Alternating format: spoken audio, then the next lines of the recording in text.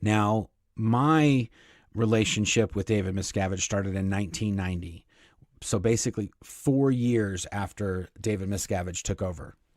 And I worked at Golden Era Productions, which was the organization that produces all of the promotional materials, videos, books, advertisements, magazines, anything that's media, audio, video, or print was produced by Golden Era Productions.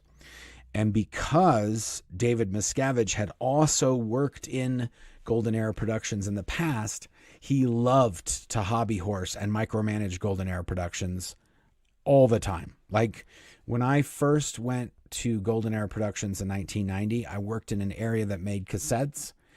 And I would say for many, many months, maybe even a year, when I first worked there, David Miscavige would come into my work area every single day and come through and ask questions and see what was happening. And that went on for a while. And then in a few years later, I went to work in the cinematography division, and everything that we shot on film, we shot training films for internal training films for Scientology, and everything that we shot each day, David Miscavige had to approve that night. So we would shoot film, it would get developed, and then he would watch the shots and he would say yes or no.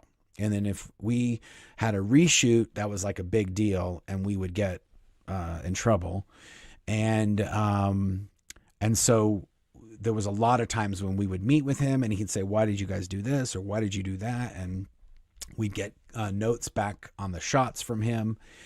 And then a few years after that, I got promoted to an executive position, and I was over all manufacturing and all production for Golden Era Productions. And I attended hundreds and hundreds of meetings with David Miscavige from that position.